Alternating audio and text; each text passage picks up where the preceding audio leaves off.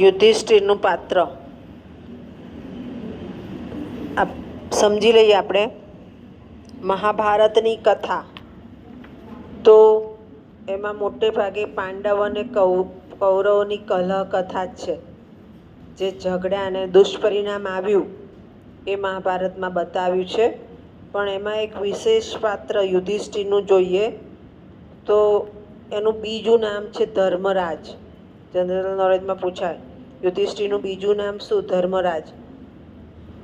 ધર્મના પુત્ર, સાક્ષાત ધર્મને વરેલા, વ્યક્તિત્વ કેવું? સ્થિર બુદ્ધિવાળું, ક્યારે સ્થિરતામાંથી ચલિત ન થાય, અધર્મનો માર્ગ ન લે, ધર્મનો માર્ગ હોય એ જ અપનાવે. હવે ધર્મનો માર્ગ જ અપનાવે છે એટલે એમને અધર્મીઓ તરફથી ખૂબ જ વેઠવું પડે છે. અધર્મીઓ હોય જ સમાજમાં એટલે અધર્મીઓ તરફ ખૂબ જ વેઠવું પડે છે. એમની એક ગંભીર ભૂલ કે દ્યુત રમ્યા, જુગાર રમ્યા અને એમાં એમણે દ્રૌપદીને દાવ પર મૂકી.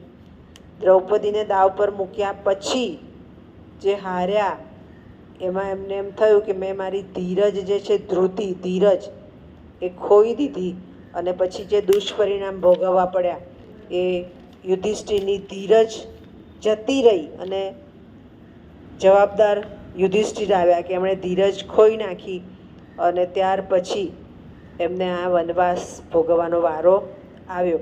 એટલે ધર્મવાળી વ્યક્તિ જ્યારે ધર્મ ભૂલી જાય છે ત્યારે કયું પરિણામ આવે છે એ પણ બતાવ્યું. સામાજિક મૂલ્યાંકન પણ કે ક્યારેય સ્ત્રીને દાવ પર લગાવાય નહીં. લગાવી દો છો દાવ પર, તમે હારો છો પછી તમારે ભોગવવું પડે છે. બીજું સામાજિક અવમૂલ્યન પણ બતાવ્યું કે જુગાર જેવી વસ્તુમાં તમે જ્યારે અધર્મ આવી જાય, ખોટા પાસાથી પેલો જીતી જાય તો અધર્મનો જે પ્રકોપ હોય એ ધાર્મિક વ્યક્તિને ભોગવવો પડતો હોય છે. સમાજમાં આપણે જોઈએ છે સાચી વ્યક્તિ જ હેરાન થતી હોય છે, ભલે એનો વિજય થાય પણ હેરાન થતી બતાવે છે. ત્યાર પછી જોઈએ તો વિરાટ પર્વના અધ્યાય 6માં, તમારા અભ્યાસક્રમમાં નથી પણ ત્યાં એનું બાહ્ય વ્યક્તિત્વ બતાવ્યું છે કે કેવા છે. તો જેવી રીતે સાપ શાંતિથી બેસી રહે અને જરૂર પડે ડંખે એવા છે. બીજું સૂર્ય વાદળથી ઢંકાયેલો હોય અને વાદળ નીકળી જાય પછી જેનો અસહ્ય તાપ પડે એવા યુધિષ્ઠિર છે. આ એનું બાહ્ય વર્ણન બતાવ્યું છે. ત્યાર પછી વિરાટ પર્વમાં પહેલા અધ્યાયમાં, એ પણ તમારા અભ્યાસક્રમમાં નથી, 10મો અધ્યાય છે, ત્યાં એના ગુણો બતાવ્યા છે અર્જુને કે કેવા છે. તો કોમળ છે, ઉદાર છે, બુદ્ધિશાળી છે, ધાર્મિક છે, સત્ય બોલનારા છે. આવા એના આંતરિક ગુણો પણ બતાવ્યા છે. બાહ્ય ગુણો બતાવ્યા છે અધ્યાય 6માં. અધ્યાય 1માં, વિરાટ પર્વના અધ્યાય 1માં આંતરિક ગુણો બતાવ્યા છે. બીજું કે જ્યારે વિરાટ પર્વમાં જ્યારે દ્રૌપદીને કીચક એ વ્યક્તિ છે, કીચક ત્રાસ આપે છે અને ભર સભામાં ઢસડી લાવે છે ત્યારે પોતે બ્રાહ્મણ વેશે ત્યાં સભામાં બેઠા છે તો દ્રૌપદીનું અપમાન થતું જોઈ એમને એમ કે પરસેવો થઈ જાય છે. પણ જો પોતે બોલી જાય કે દ્રૌપદી તમે જાતા રહો અહીંથી અને પોતે જાહેર થઈ જાય તો વળી પાછા 12 વર્ષ આવે. એટલે એને એક જ સલાહ આપે છે કે દ્રૌપદી તમે અહીં સભામાંથી, સૈરંદ્રી કહે છે કે સૈરંદ્રી તમે અહીંથી સભામાંથી સીધા સુદેશના રાણી પાસે જતા રહો. કારણ કે કીચક એને સભામાં લઈ આવે છે. દ્રૌપદીને વારે વારે સભામાં અપમાન થયું છે.